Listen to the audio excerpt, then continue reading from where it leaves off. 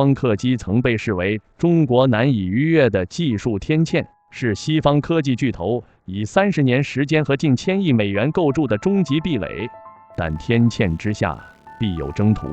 中国首台 EUV 光刻机原型机已经完成了首次发光，其极大概率采用了被 EUV LLC 联盟选择的唯一可行路径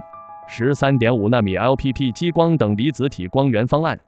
其核心挑战在于如何以每秒5万次的频率，用高能激光精准轰击一颗直径仅25微米的高速飞行的熔融 CD， 并将其转化为一个高效辐射 13.5 纳米光子的非平衡等离子体。这一过程涉及 CD 的瑞利普拉托不稳定性控制、二氧化碳激光烯等离子体耦合、高速闭环4伏跟踪、氢气缓冲碎屑管理等数十项尖端技术的无缝协同。任何一环的失效都将导致整个系统崩溃。我们知道，在1990年代的早期 LPP 实验中，是采用固体锡片作为靶材的，但显然固体锡反射了大部分激光能量，且会产生剧烈的爆炸性烧蚀，系统是无法连续稳定运行的。而锡蒸汽需要超过1000度高温维持，且密度过低，导致激光能量沉积不集中，同时意在枪毙冷凝污染光学元件。美国 Cymer 和日本 Gigaphoton 等公司在1990年代末提出了锡液滴方案。锡液滴是离散靶，每次轰击消耗1滴，表面始终新鲜，能够稳定维持靶材的状态，这才使得 LPP 方案变得工程上可行。那么为什么要每秒产生5万个 CD 呢？从 DUV 光刻机的基本原理可知，其采用重复频率4至10 kHz 的准分子激光，而光刻机采用不尽扫描模式，眼模板与硅片同步移动扫描曝光。为保证曝光剂量均匀性，在扫描方向上每毫米扫描距离需数百个准分子激光脉冲密集覆盖。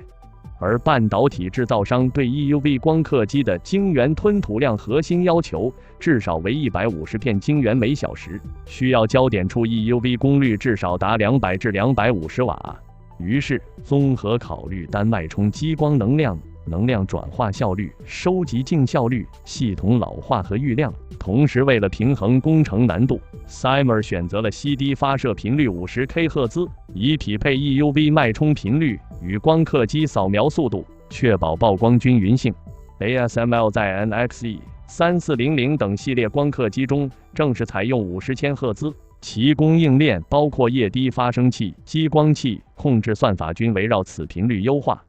所以产生稳定50千赫兹的 CD 是 LPP EUV 光源得以运行的基石性技术。99.999% 的高纯锡被加热至约300摄氏度，形成低粘度熔融态，通过内径20至30微米喷嘴挤出，形成连续射流。根据瑞利普拉托不稳定性，即当一股圆柱形液体射流从微小喷嘴挤出时，它并不会无限延伸，而是在表面张力作用下自发断裂成一串均匀的球形液滴。但是射流断裂后，颈部细丝会进一步破碎，其锐利波长更短，形成小卫星滴，其直径为主滴的10%至30%。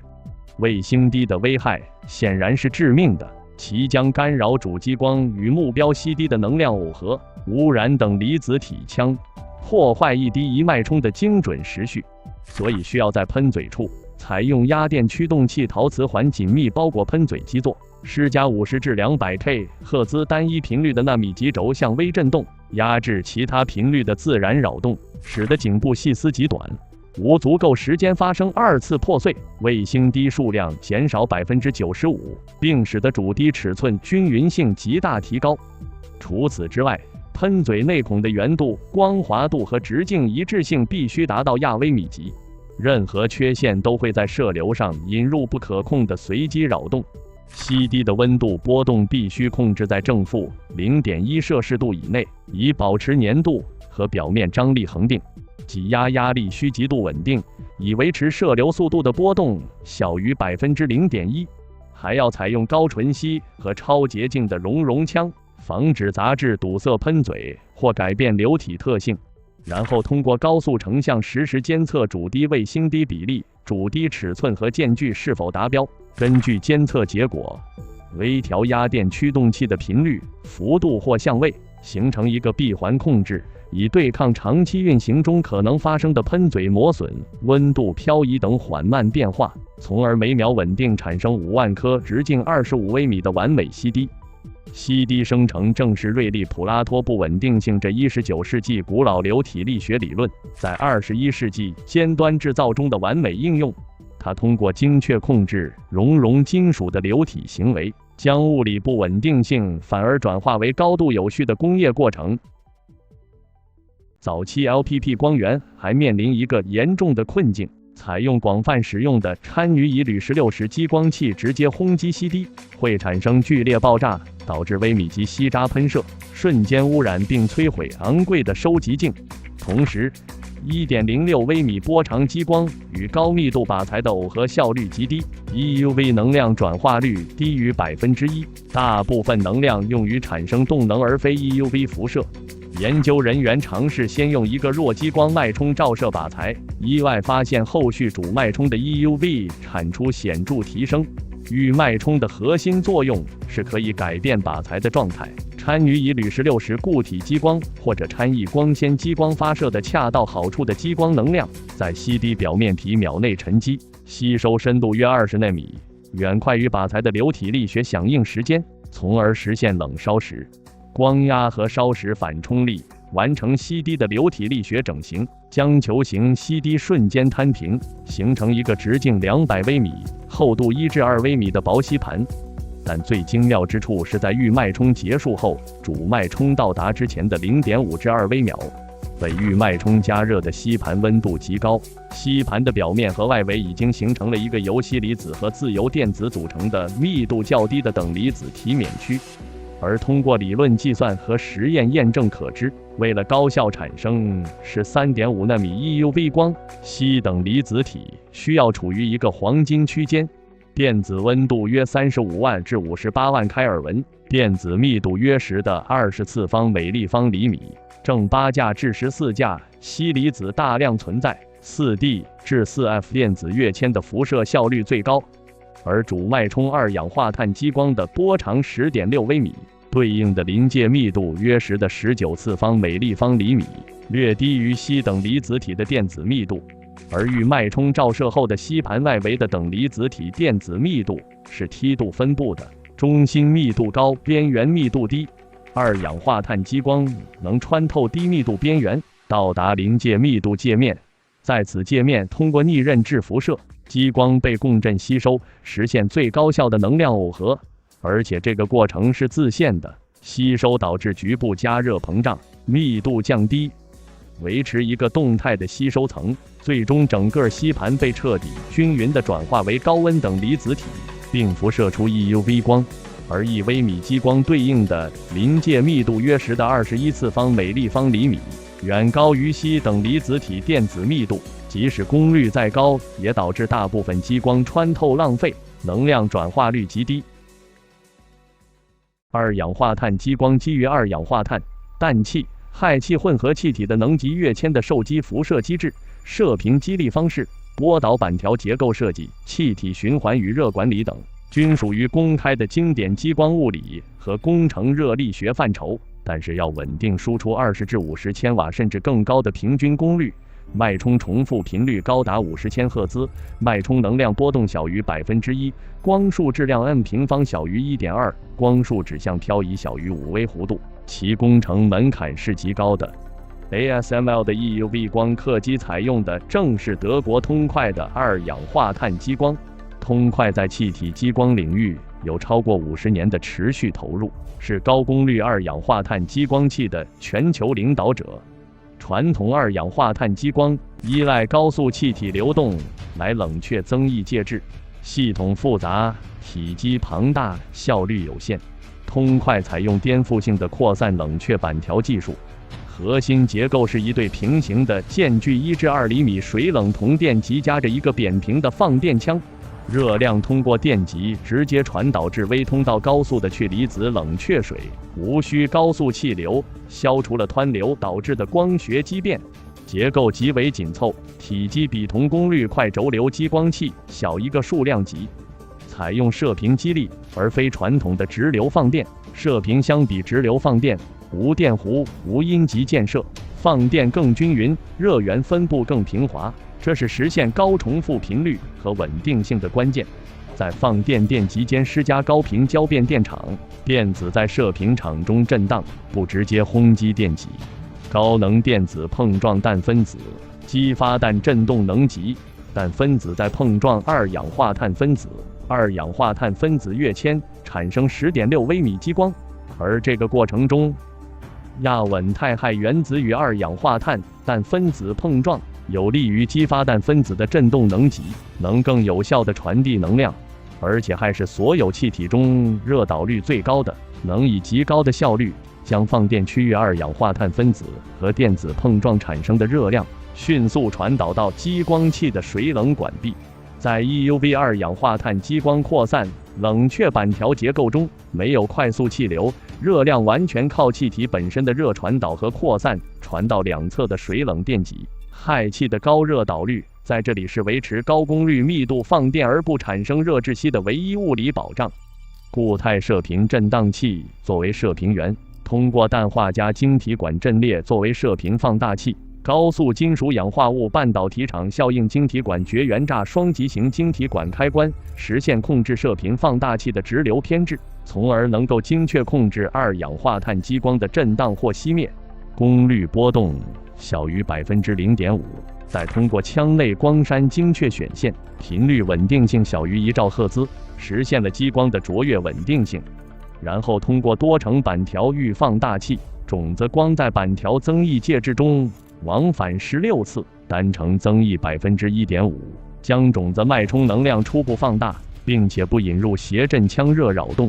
最后通过大口径板条主功率放大器，输出脉冲能量大于100兆焦50千赫兹的激光。EUV 光源要求激光焦点光斑位置稳定且强度分布均匀，这对激光光束质量提出变态要求。需将激光聚焦到直径50至100微米的光斑，以匹配锡液低精域脉冲整形后的吸盘尺寸200微米。必须维持接近衍射极限的光束质量，即 m 平方小于 1.2。若 m 平方等于2，光斑尺寸将翻倍，导致能量密度下降4倍，能量转化率急剧下降。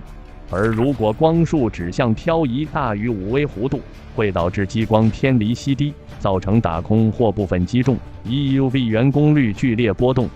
所以还必须采用自适应光束控制，通过夏克哈特曼波前传感器实时测量输出光束的波前畸变，通过可变形径高速压电电磁驱动器驱动镜面实时校正波前，实时校正热透镜效应和机械振动。还必须通过4象限探测器监测光束位置，通过快速转向镜补偿指向漂移。由于激光器与烯等离子体腔通常不在一条直线上，所以还需要反射镜改变光路，通常采用背部集成微通道水冷的铜基底镀金反射镜。在激光器出口和烯等离子体腔入口，还要采用高透光性、高热稳定性的烯化锌作为窗口。接下来是 LPP EUV 光源最核心、最精妙的4伏控制系统，如何实现每秒5万次百发百中的激光吸滴协同打击呢？其依赖于一个融合超高速成像实时预测控制那秒级光束偏转和全系统同步的闭环系统。以吸滴发生器的压电驱动器触发，一颗直径25微米的熔吸滴从喷嘴射出为起点，速度约70米每秒的吸滴将下落至位于 EUV 收集镜焦点 F1 上方约15毫米处的探测区域。一束低功率连续波的532纳米绿光激光斜向照射吸滴作为探测，而烯在532纳米有较高吸收和散射，从而形成高对比度阴影。帧率大于20万 fps 高速 CMOS 相机捕捉吸滴的阴影图像，其采用全局快门，避免运动模糊。相机曝光时间小于1微秒，以冻结吸滴运动。空间分辨率小于1微米每像素，可分辨吸滴的亚微米级位置偏差。FPGA 接收相机图像，通过边缘检测质心算法，实时计算 CD 中心坐标。基于连续3至5帧的位置数据，拟合抛物线轨迹，得到 CD 瞬时速度，并预测 CD 在预脉冲和主脉冲激光的撞击位置以及激光发射的那秒级时序。在预脉冲环节中，参与以铝16激光器，通常以100千赫兹高重复频率连续震荡，但 EUV 系统只需与 CD 同步的50千赫兹特定脉冲。如何精确选择需要的脉冲呢？通常采用普克尔核作为激光 Q 开关，激光在谐振腔内持续震荡积累能量。当 FPGA 指挥与脉冲激光发射时，普克尔核能实现的秒级的开关，将谐振腔内所有光倒空输出为单个高能脉冲。我们知道，德国物理学家普克尔斯在1893年发现了普克尔斯效应，即某些晶体，比如磷酸二刀甲、贝塔硼酸钡 BBO 等，在电场作用下，折射率会瞬间发生线性变化的现象。后来，封装好的电光晶体和驱动接口的普克尔核成为电光调制器的基本组件，被广泛用于激光 Q 开关和能量调制。由于 CD 尺寸、速度存在微小波动， FPGA 还需实时通过普克尔核快速精调预脉冲能量，以形成最佳厚度的吸盘。被预脉冲激光整形的薄吸盘继续下落，向收极径焦点 F1 运动。FPGA 也需要精确控制主脉冲激光的发射，包括脉冲时刻、脉冲宽度、脉冲能量和重复频率等。而主脉冲激光能量达数十兆焦耳，远超任何电光器件的损伤阈值，普克尔核无法使用。二氧化碳激光的射频包络调制是唯一能在高功率下实现无损耗、高可靠脉冲控制的方案。通过全数字化射频控制，可以精确控制激光频率、脉冲波形，保证激光能量与吸盘的完美匹配。但要以微米级精度、微秒级响应速度、准确命中速度70米每秒的形状时变的 CD 或吸盘，预脉冲和主脉冲激光都分别要依赖一套高速光束偏转器。主脉冲偏转的主力执行器是高速振镜，其反射镜是超低转动惯量的铜镀金镜片，对 10.6 微米激光反射率大于 98%。采用动圈式高驱动力矩电磁驱动，并通过电容式或光学位置传感器实时感知镜面角度，角分辨率小于 0.1 微弧度。高速振镜可以补偿吸盘大范围轨迹偏差。还需要配置快速转向镜进行精描，采用更小更轻的反射镜，由压电陶瓷驱动，响应速度极快，小于10微秒，可以实时补偿来自激光器水泵、真空泵、地基震动等各种高频扰动。正是这套粗精两极偏转系统，使得30千瓦功率的二氧化碳激光束能像绣花针般每秒5万次精准刺入200微米的吸盘中心。二氧化碳激光在硒等离子体的临界面被高效吸收，辐射出的13.5纳米 EUV 光被椭球收集镜捕获，导入光刻机照明系统。考虑到我国的辽源1号世界最强大的舰载激光反导武器已经服役， EUV 光刻机的激光命中 CD 与激光武器拦截导弹，分别代表了人类在微观能量控制和宏观定向拦截2个维度上的技术巅峰。两者的对比分析可以深刻揭示2种极端精密控制系统的异同。EUV 光刻机中 CD 式轨迹可被精准预测的直径25微米、速度70米每秒的被动目标，而导弹式速度可能超过3000米每秒，可实际机动的非合作目标。目标探测方面， EUV 通过高速 CMOS 和绿光阴影成像可以对 CD 进行精确追踪。激光武器必须综合运用红外可见光、相控阵雷达，甚至融合体系探测能力，才能有效在大范围、复杂大气环境中跟踪导弹。激光和 CD 的作用距离仅厘米级，而激光和导弹的作用距离大于10公里。这种尺度的距离带来了大气湍流、衰减、光束发散等 EUV 没有的问题。EUV 需要达到微米级命中精度，看似 EUV 要求更高，但考虑到距离比例、激光武器要持续瞄准导弹的特定部位，甚至更难。时间窗口 EUV 看似更严苛，但 EUV 可练习无数次，而激光武器可以说是一枪定生死。目标作用机制上 ，EUV 是精密能量转化，恰到好处触发硒等离子体的逆认知吸收，而激光武器是持续照射暴力摧毁。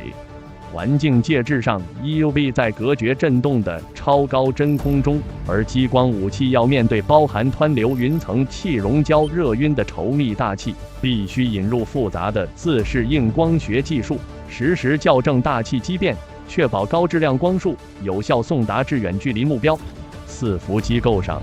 ，EUV 采用高速振镜和快速转向镜的组合，而燎原1号则采用万向节转台和快速转向镜的组合。最终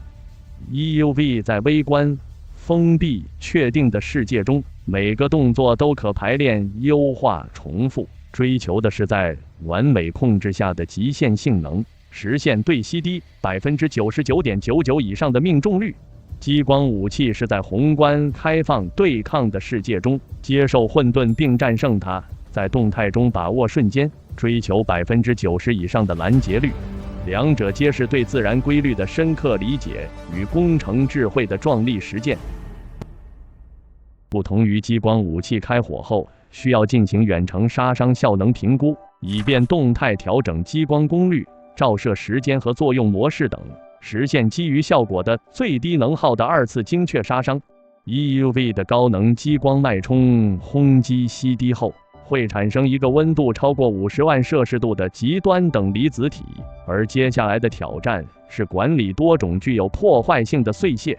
其中一部分高速原子离子碎屑以每秒数万米的速度向各个方向飞溅，这些高能粒子会像微型炮弹一样轰击并嵌入到关键的多层膜收集镜表面，即使嵌入深度只有几个原子层，也会永久性地改变镜面材料的反射特性，导致 EUV 反射率不可逆的下降。这是最致命、最难防护的碎屑类型。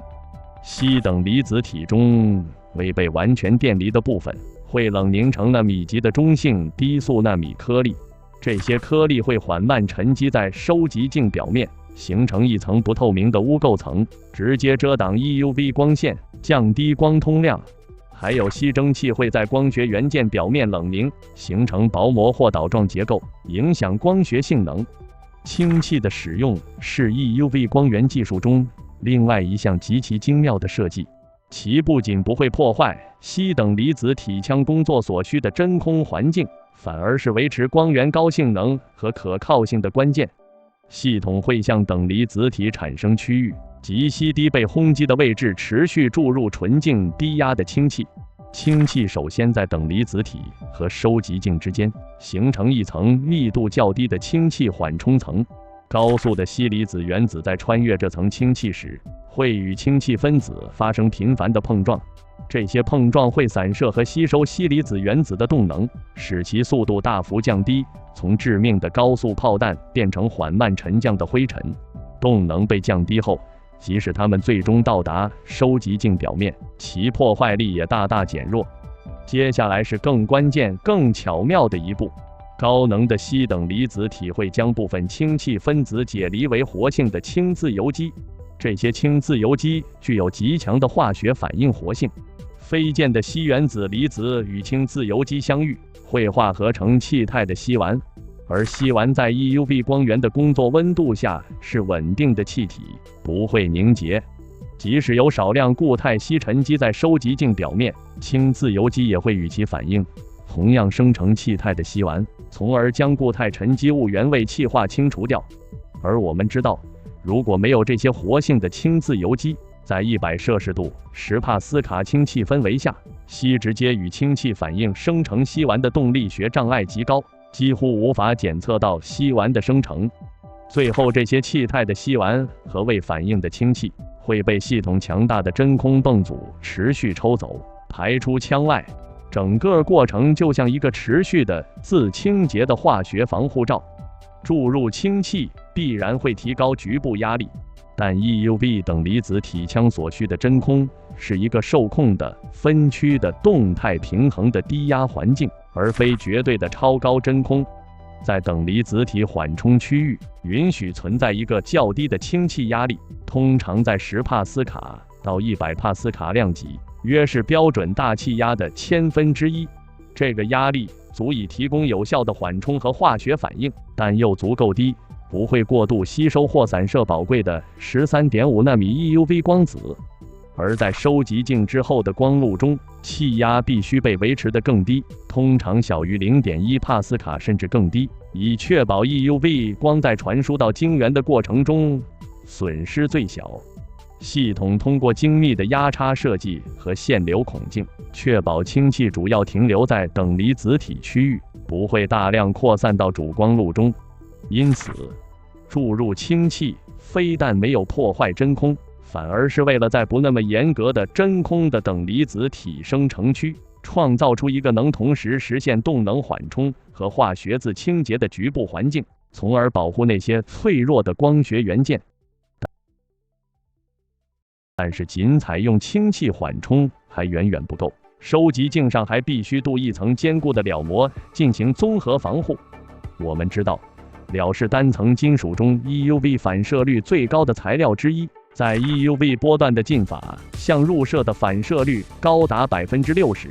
同时，铰的化学性质极其惰性，所以是单层保护膜优秀材料。硅在残余的极微量氧气或水汽中极易氧化形成二氧化硅，二氧化硅在13.5纳米波段吸收极强，会使多层膜反射率下降10%至20%。因此2至5纳米厚的铰膜可以形成隔绝层，保护下方硅层，而且铰膜还可减少木硅多层膜的表面粗糙度，从而降低 EUV 光的散射损失，维持高反射率。当然，更重要的是，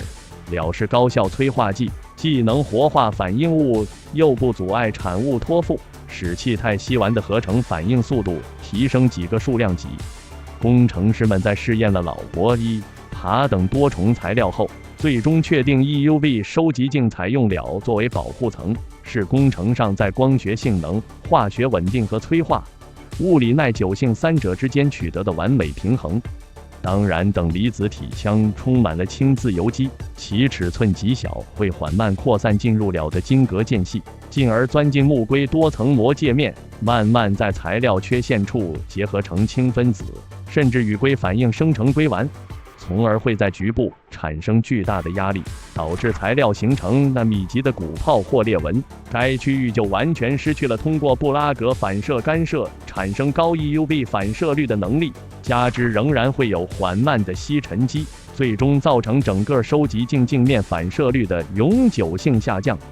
所以，尽管采用了所有先进的防护措施，价值几千万美元，占到光刻机整机成本的15%至25%的 EUV 光源收集镜，仍然是一个核心的高价值的消耗性部件。1.5至3年后，反射率下降20%，就必须停机7至14天进行更换和校准。中国在研制自己的 EUV 光源和收集镜时，攻克高性能木硅多层膜的大面积均匀沉积和超薄铰保护层的无损集成，是两大必须跨越的核心技术门槛。这不仅仅是一个材料选择问题，更是一整套极限制造工艺的体现。